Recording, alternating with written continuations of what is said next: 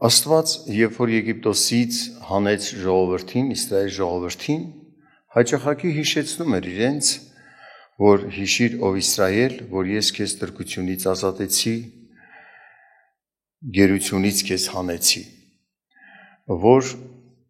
մարդիկ կարողանային հավատարիմ մնային Աստծուն, իրենց փրկչին, որ ստրկությունից ազատեց, տարին մեկ անգամ այդ օրը տոնում էին, հիշատակվում էր այդ տոնը, որ Աստված իրենց հանեց Եգիպտոսից և խրատներ էր տալիս պահեն այն,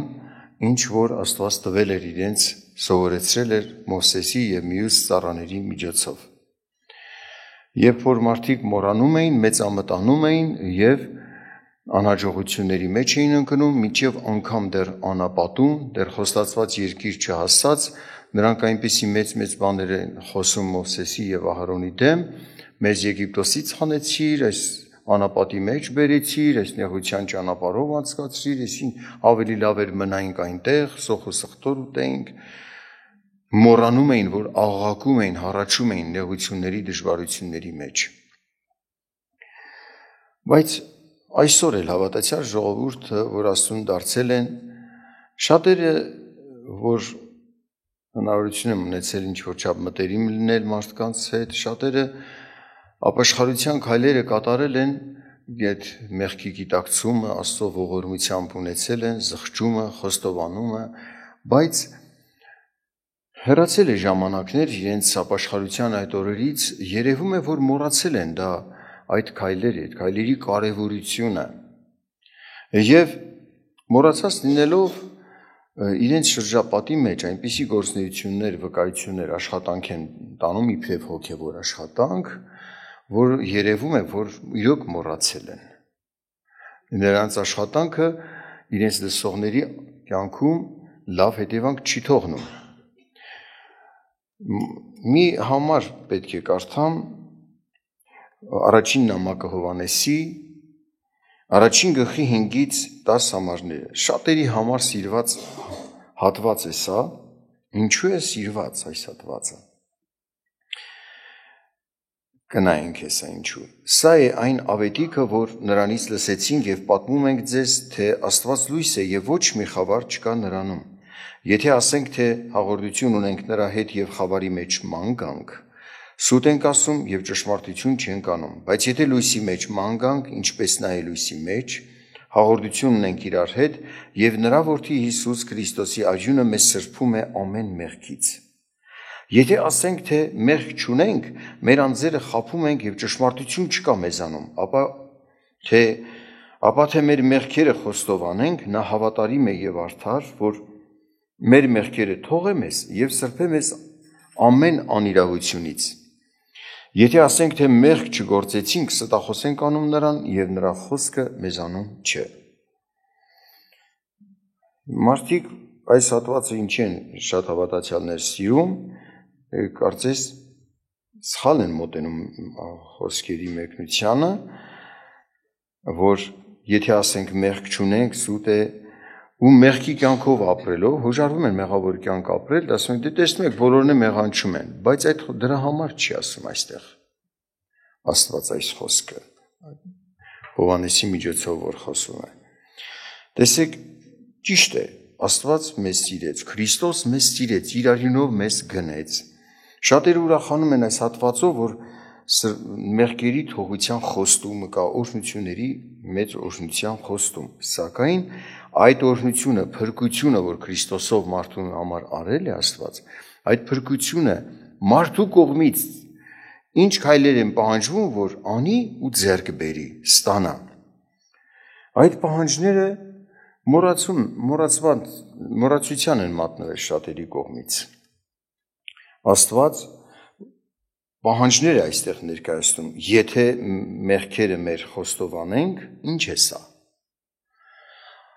Եթե մեր մեղքերը խոստովանենք, նա հավատարիմ է և արդար, որ մեր մեղքերը թողե մեզ և սրբե մեզ ամեն անիրավությունից։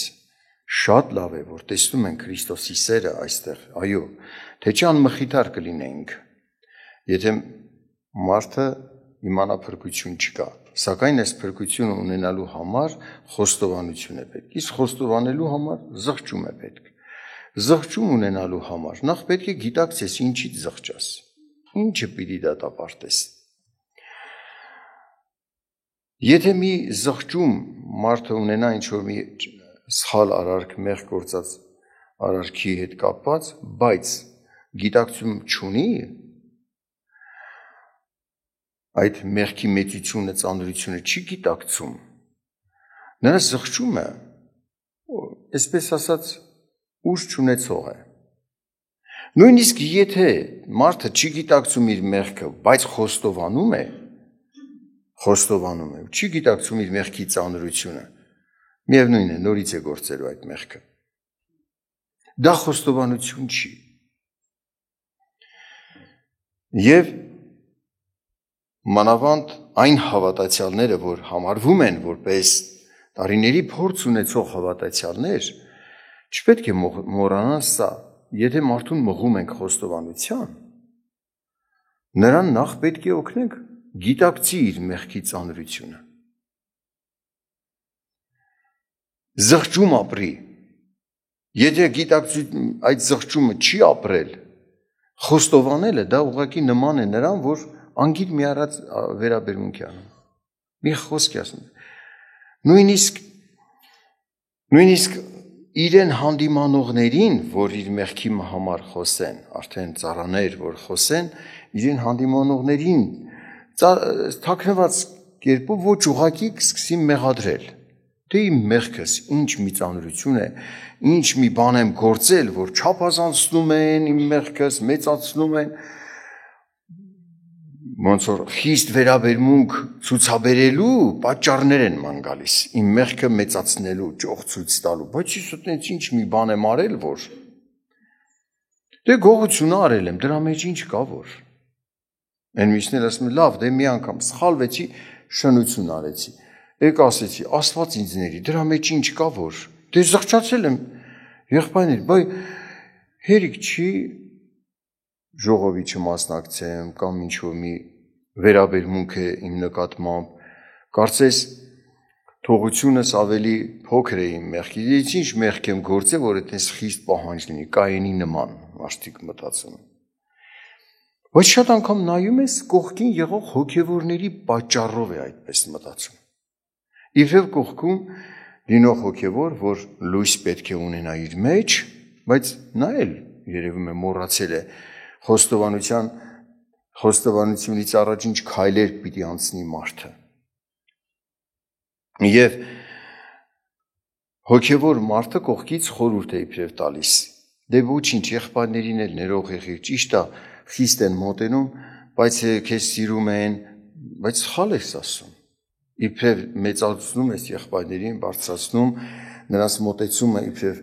մեղմ համարի, մեղմացվի այդ խստությունը, մեղմ ընդունի, հա, բայց պահանջվում էր այդ վերաբերմունքը, պահանջվում էր, եղբայրները չեն չափազանցրել, չեն ծանրացնում մարդու ինչ-որ մի արարք չափազանցնում, պատկերացնում եք, վայ են մարդուն, որ Աստծո ձեռքերի մեջ կհայտնվի ու մեղքերը թողություն չունեցած, վայ են մարդուն, կասի, այ եղբայրներս ճիշտ էին ասում, ես էլ տրտում էի եղբայրներիցս, այդքան խոսում էին վրես, հələ ես էլ իրենց ատեցի, իրենց խոսելու համար։ Ուշադրություն դարձրեք, այստեղ ասում է, եթե մեկը ասում է լույսի մեջ է, բայց նրա գործերը խավարի գործեր են, սուտ է։ Կյանքից երևում է մարդը լույսի մեջ է, իսկապես խոստովանել է, թե չէ, թե ուղղակի այն որ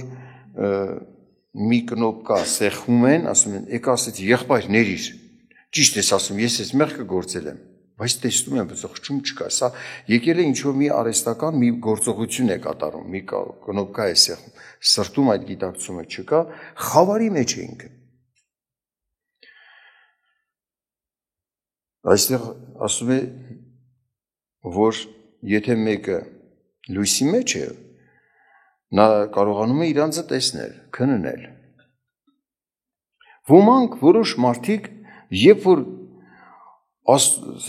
մտքները արթնանում, գիտակցում են իրանց մեղքերը,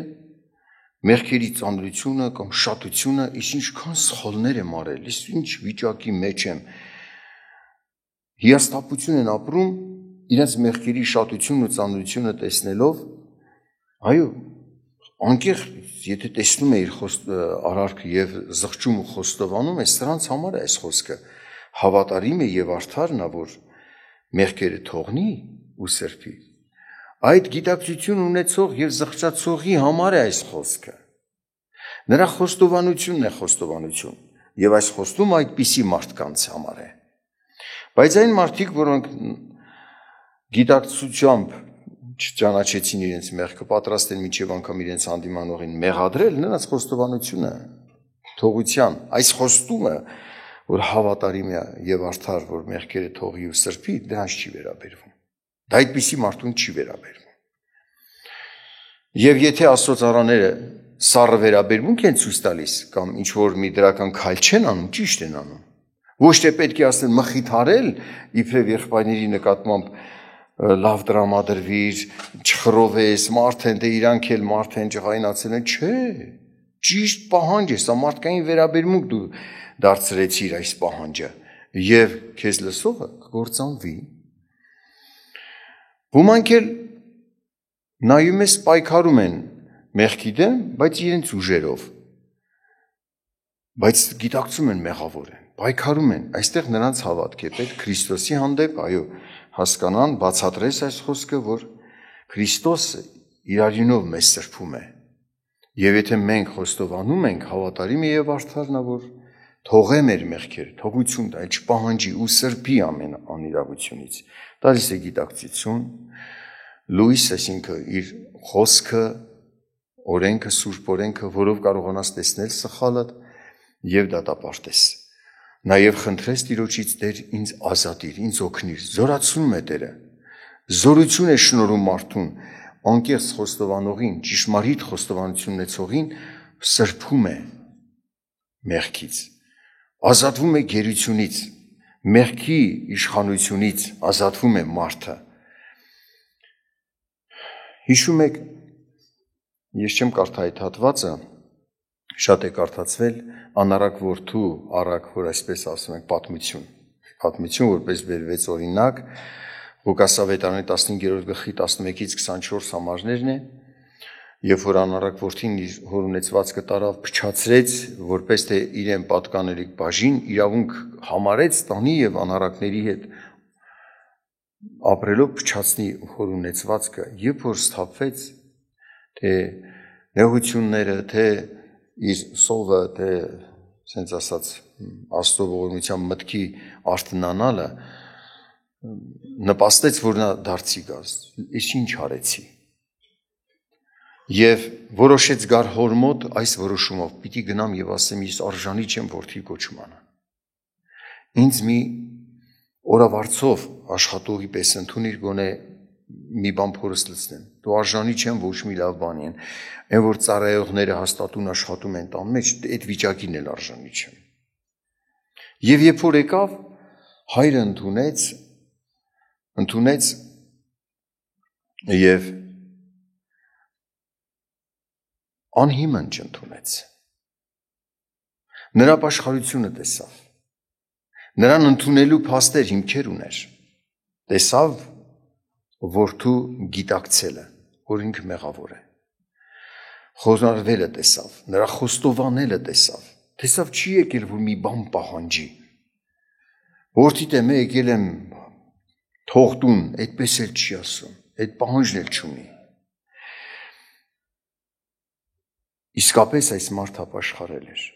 դրա համար էլ հայրը ընդունեց, թեև գիտեք,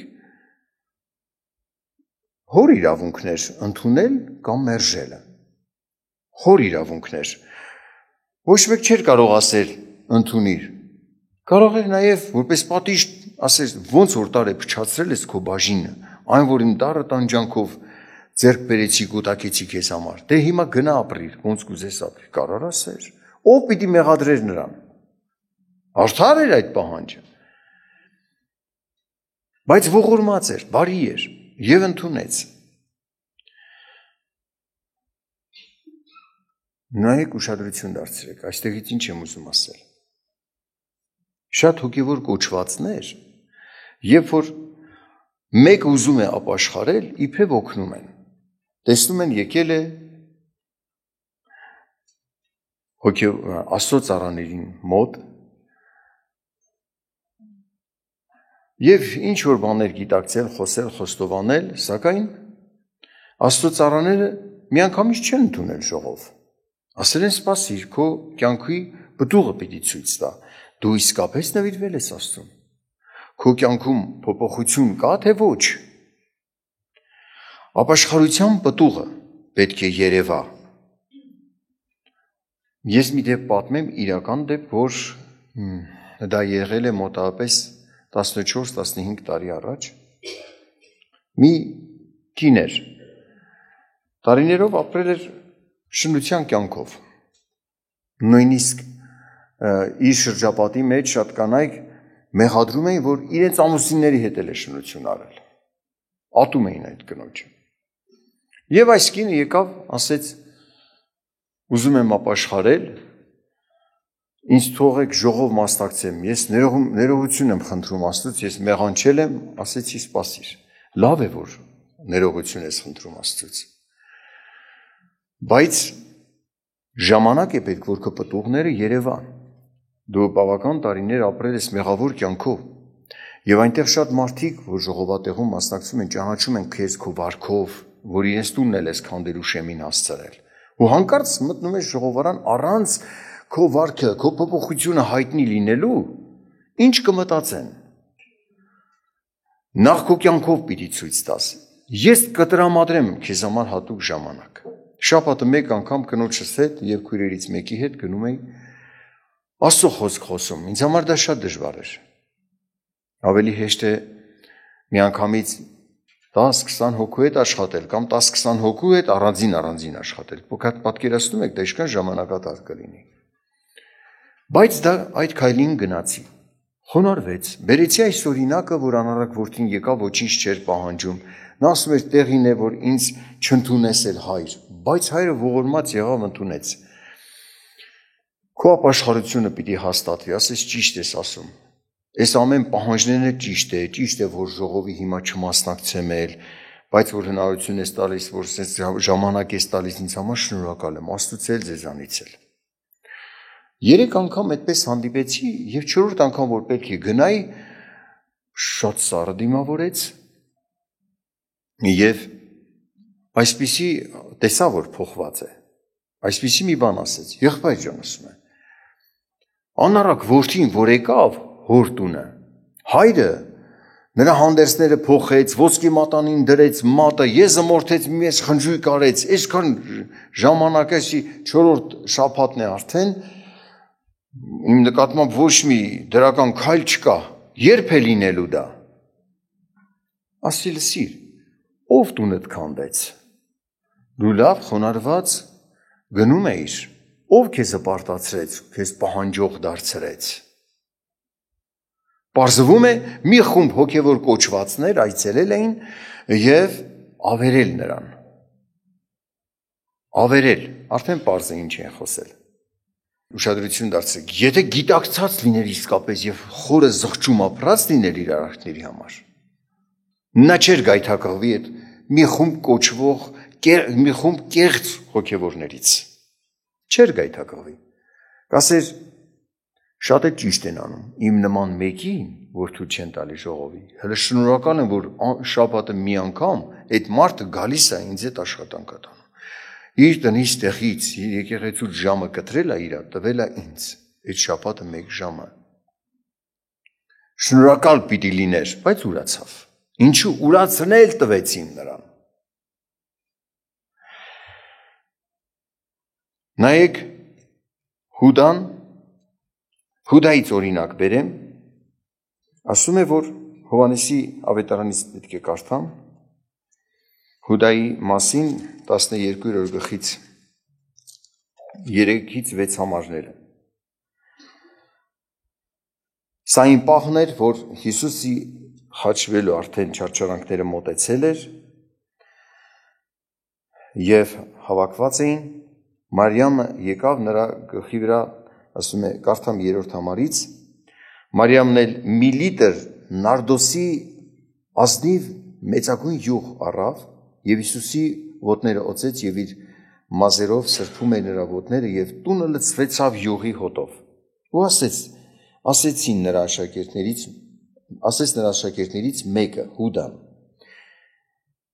Հուդա Սիմոնյան Իսկարիովտացին, որ նրան մատնելու էր, ինչու համար այդ յուղը 300 դենարի չծախվեցավ եւ աղքատներին տրվեցավ, բայց սա ասեց ոչ թե որովհետեւ աղքատների համար նա հոգ էր անում, այլ որ գող էր եւ քսակը ուներ եւ ընկածը պահում էր, գողանում էր։ Դրա համար էր, փաստորեն նա հարատևել էր դրա մեջ։ Եվ ուշադրություն դարձրեք, ամեն օր Քրիստոսի հետ շփվում էր, կատարյալի հետ, խոսքը լսում, եւ որքան անգամ խրատ ու հանդիմանություն առած կլինի այդ խոսքերից, որքան անգամ թեկուզ ինչ-որ մեկի հետ խոսելուց ինքը իրան կտեսներ Հուդան, սա ինձ էլ է վերաբերվում, բայց խստացրեց սիրտը, որ ասում է խանձված խճմտանք, դաղված, որ էլ լսի, չլսի, չի տեսնում իրան, խավարեց,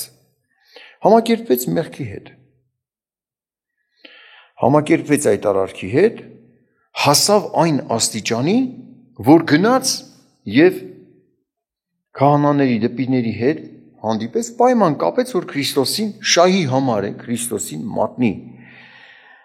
Նրանք վախենում էին ժողովրդի բազմությունից, որտեղ բազմաշատ տեղում, եթե Քրիստոսին ուզենան բռնեն,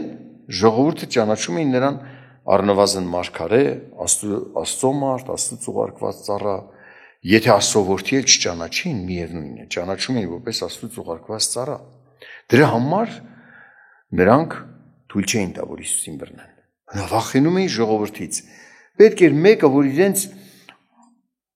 մատնի Հիսուսին այնպիսի մի տեղ եւ այնպիսի իրավիճակ, որ բազմություն չլինի, հարմար մի տեղ։ Եվ Հուդան գնաց ու պայմանավորվեց։ Նրանք գիտեք 30 արծաթ խոստացան եւ Զատկի սեղանի շուրջ որ նստած էին, Տեր Հիսուսը ինչ որ բաներ խոսեց ու տեսավ, որ միտքը չի փոխվում Հուդայի։ Տերը գիտեր ամեն ինչ։ Հուդայի համար հենց առաջին հերթին տրտմեց։ Իսկ ինչ վիճակ է այս մարդը։ Միևնույն է ինքը պիտի գնար այնպես, ինչպես որ ասված է, բայց վայ այն մարդուն, որի ձեռով պիտի գնար։ Եվ դրա համար տրտմեց։ Տեսեք 13-րդ գլխի 21 համարից կարդում եմ մինչև 30-ը։ Հիսուսն այս ասելով տրտմեց հոգով եւ վկայեց ու ասեց. ճշմարիտ ասում եմ ձեզ, թե ձեզանից մեկը կմատնե ինձ։ Աշակերտներն իրար նայելով տարակուսած ասում էին, թե ում համար է ասում Տերը։ Եվ նրա աշակերտներից մեկը Հիսուսի գոգին նստած էր եւ որին Հիսուսը սիրում էր։ Սիմոն Պետրոսը նրան ակնարկեց, որ հարցնե, թե նա ով է, որի համար ասում է։ Եվ նա Հիսուսի լանջկովը ընկած ասեց նրան. Տեր, նա ով է, քեզ մատնողը ով է։ Հիսուսը պատասխանեց. նա է, որ ես պատառը կթաթախեմ ամանի մեջ եւ նրան կտամ։ Եվ պատառը թաց արավ եւ տվավ Հուդա Սիմոնյան Իսկարիովտացուն։ Եվ պատառից հետո Սատանան մտավ նրա մեջ։ Եվ Հիսուսը նրան ասեց. ինչ որ անում ես, շուտ արա, շուտով արա։ Եվ այս բանը սեղան նստողներից ոչ ով չիմացավ, թե ինչ պատճառով ասեց նրան, թե շուտով արա։ Որովհետև ոմանք կարծում էին, թե որովհետև Հուդան քսակն ուներ, Հիսուսը նրան ասեց, թե առ ինչ որ այս տոնին պետք է մեզ, կամ թե աղքատներին բան տուր։ Եվ նա երբ որ պատառն առավ, շուտով դուրս եկավ, գնաց եւ գիշեր էր։ 18-րդ գլխում հենց այդ գիշերը, թե որքան ժամանակ է անցնում չի նշվում, 18-րդ գլխում բազմությունով գալիս է այնտեղ, որտեղ որ Հիսուսը արդեն հավաքված էին եւ գիտեր այդ տեղը։ 18-րդ գլխի հենց առաջին համարից խոսում։ Ուշադրություն դարձրեք։ Սառնասրտորեն միջև վերջել իր մատնության ծրագիրը արեց Հուդան։ Ետ չքաշվեց, միջև վերջել այդ գործ արեց, գուցե այդ պահին մտածում էր շատ մի հատ լուրջ լավ բան է անում։ Բայց ինչ կատարվեց։ Ուշադրություն դարձրեք։ Նա ուներ ետ դառնալու, իր չար մտքից ետ դառնալու հնարավորություն։ Սակայն մարդը, որ մեղքի հետ խաղ է անում, կգա մի սահման, որ Տերը կթողի, որ սատանան նրա միտքը տիրի։ Ասում է, երբ որ պատառը տվեց, սատանան նրա մեջ մտավ։ Մտքին տիրեց։ Եվ նա արդեն միջև վերջ գնաց այդ իր դավաճանությունը արեց մատնությունը։ Բայց ինչից սկսվեց։ Մեղքից, գողությունից։ Գողանում էր քսակից, հանդիմանում էր Տերը, ցույց էր տալիս շատ անգամ իր խոսքերում, չէր ուղղվում, խանձվեց խճմտանք, այսպես ասած, դարձավ մեղքի նկատմամբ մի անզգայացած մարդ, այն աշճան, որ շահի համար Հիսուս մատնեց։ Միջև վերջ այդ քայլը կատարեց, բայց հետո այն քողը, որ սատանայի ներգործությամբ ընկած էր, որ ինքը ասենց ասած կուրացած գնում էր այդ չարությունը արեց միջև վերջ մատնեց Հիսուսին, մի պահ միտքը բացվեց եւ տեսավ իր արարքը, Հիսուսին տարան տանջեցին, ինչ եղավ, գնաց ինքնասպանություն արեց։ Սատանայից դրդված գնաց այդ չար վիճակին հասավ։ Մարդ պետք է սթափ լինի, որ մեղքի հետ խաղ չանի։ Կամ եթե մեկին հանդիմանում են, ուզում են ուղղել Աստծո ծառաները, դու ճիշտ չես խրատում, ճիշտ չես մոտենում այդ մարդուն, դու կարող է լուրջ փորձանքի գցես։ Եվ այդ մարդը ոչ թե հանդիմանությունը ընդունի, այլ մերժի, հələ մի հատ էլ ինքը ներող դառնա իրեն հանդիմանողին։ Ճիշտ է, ես շատ ծանր բան չի արել, խիստ մոտեցամ, բայց մարդը ես սիրում եմ իմ եղբայրներին։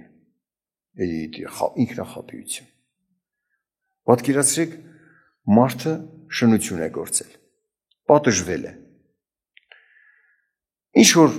ժողովներից զրկվել, կամ մեկն էլ նոր է բռնվել մեղքի անցանքի մեջ շնության, հանդիմանում են, մեկ է գալիս ասում, եղբայր, զղջում եմ, սխալ եմ արել։ Երբ եմ ես ժողովի մասնակցել, ուզում եմ ժողովի մասնակցեմ։ Մենք արևածաղիկին ռուսերեն ենք, չի ասում, սեմեչկա։ Ասում է, ոնց որ շեմուշկա չրտած լինի։ Ու զիբիլներ, կեղևներ գցել է ուղղակի մաքուր տեղ, վայ կներեք, կեղտոտեցի, այստեղ չպիտի գցեի։ Մի ինչ արել, որ շեմուշկա է չրթել։ Այ քեզ բան։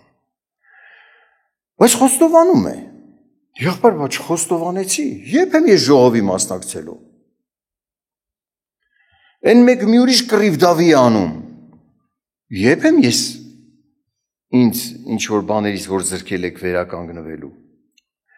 Ուշադրություն դարձրեք, գիտակցում, զղջում չկա։ Փոխանակիր մեղքի մասին խոսի, օգնություն խնդրի, գուցե մարդիկ ավելին խոսեն, տեսնի իր մեղքը, զղջումը կարողանա ապրել այնպես, ինչպես Աստված է ուզում, որ անկեղծությամբ կարողանա խոստովանել, ազատվել մեղքի գերությունից, եկել է պահանջներ է խոսում, ուր էին ոսկի մատանին, իմ պատվի համար ես մորթեիք, մի հատ խնջույք անեիք։ Պատկերացնում եք։ Բայց դա խոստովանություն չի։ Աստված չի ընդունում։ Ինքն է կարծում ընդունված է, ակի եղբայրներն են իր այդ խիստ վերաբերվում։ Ես խոստովանել եմ արդեն։ Գիտեք, մեղքել կա մեղքել։ Շնությունը նախ հենց Աստծո դեմ անհավատարմություն է։ Հավատացյալ մարդը այդ արարքը գործի։ Աստծո դեմ, երկրորդ, եթե ամուսնացած է իր կյանքին գերոջ գողակցի դեմ։ Նույնիսկ եթե ամուսնացած չի, հայր ունի, մայր, եղբայր, քույր, նրանց պատված զուրկ է անում իր շնացող կոչումով։ Հասկանում եք, եկեղեցու դեմ, որ եթե չհանվի եկեղեցուց, ինչ պիտի լինի։ Անարգվի եկեղեցին։ Շնության կյանքով ապրում է, դա նորմալ է, ինքը չի էլ, ասենց ասած, գիտակցում, դատապարտում իր արարքը, ինչ մնաց զղջում ապրի։ Այդ խոստովանությունը ձայն հանող ղազան են, որ դատարկ զանգի պես ձայն է հանում, այդ դրան է նման այդ խոստովանությունը։ Երրորդը, ում հետ որ շնանում է, նրա դեմ է մեղանչել։ Նրան էլ է մեղանչել տվե։ Ի վերջո իր անձի դեմ։ Չորրորդ հենց իր անձի դեմ։ Եվ որ ասում են մեղքել կամ մեղքել, պատկերացնում եք, առաջին Կորինթացիս 6-րդ գլխում այսպիսի մի բան է խոսում Պողոս առաքյալը։ 6-րդ գլխի 18-ից 20 համարը։ Նա որ Տիրոջն է հարում, մեկ հոգի է նրա հետ։ Փախեք պոռնկությունից։ Ամեն մեղք, որ մարդը գործե, իր մարմնից դուրս է, բայց պոռնկություն անողը իր մարմնի մեջ է մեղանչում։ Կամ թե չգիտեք, որ ձեր մարմինները Սուրբ Հոգու տաճար են, որ ձեզանում է, որ նրան Աստվածանից ունեք, եւ ձերինը չեք, պահանջում է, ձերինը չեք, որովհետև մեծ գնով գնվեցաք, ուստի փառավորեցեք Աստծուն ձեր մարմնում եւ ձեր հոգում, որ Աստծունն են։ Մարմնում մեղանչել, ասում մեղք կա, որ մարմնից դուրս է, այս մեղքը մարմնում է մեղանչում։ Գոնե գուցե շատ խորը բան է այստեղ ասում, գոնե այսքանը կարանք հասկանանք, որ ոչ մենակ մարդը մտքով այդ մարդկային բնության հարձակման, շնության տանող հարձակման տակ է ընկնում, այլ նաև մարմինն էլ ընտելանում այդ շնության արարքին, հակում առաջանում, ավելի ևս գերության մղող ուժ է դա։ Դրանից ազատվելն ավելի դժվար է, լուրջ կապանք է դա, որ մարդը պիտի փախնի, զգուշանա, ասում եմ, կարծես այսպես, մարդը գնա մահվան մեջ, կորուստի մեջ, ողորմատերը, և եթե խիստ այդպիսի մարդու ապաշխարության համար խիստ պահանջվի Աստծո ծառաների կողմից, այդ պահանջը Աստծուց է, որ կարողանա ազատվի, կտրվի այդ մեղքից, երբ որ ասում է, եթե խոստովանեք հավատարիմ է եւ արդար նա, որ կթողնե մեղքերը եւ կսրբե ամեն մեղքից, սրբության գործ է դա, որ անում են Աստծո ծառաները Քրիստոսի առաջնորդությամբ, բայց այդ գործը չպետք է փչացնեն մյուսները։ Պետք է հասկանան, սա սուրբ գործ է։ Այդ պահանջը ճիշտ է, եթե այդ խիստ պահանջը չլինի, լուրջ կապանքի մեջ ընկնող մարդիկ չեն ազատվի։ Ոչ թե պիտի մխիթարեք, ոչինչ ձեր եղբայրներն են սիրով վարվեք, դու ասեն դու ճիշտ են արել։ Դու չես տեսնում քո վիճակը։ Այդ պահանջը տեղին է, խիստ չէ։ Նույնիսկ եթե չլինեն այդ մարդիկ շուտով Տիրոջ ձեռքերի մեջ կլինես վայ այն մարդուն, որ պիտի դատվելու համար հայտնվի Տիրոջ ձեռքերի մեջ։ Քեզ այդ դատաստանից են ազատում։ Օրհնություն են բերում քեզ։ Օրհնի մեզ Աստված, ժողովուրդ ջան։ Սա խոսեցի, որ մենք իհարկե թեկուզ տարիներ առաջ ապաշխարել ենք, հիմա էլ թեկուզ ինչ որ արարքներ եթե բռնացնում ենք մեզ, ինչ որ մի սխալի մեզ դարձյալ ապաշխարում ենք, կատարում ենք այդ ամբողջովին այդ քայլերը, այս նախ մենք վերապրում ենք այն հիշողություն, ինչ որ ապաշխարության քայլերը պահանջում են, գիտակցում,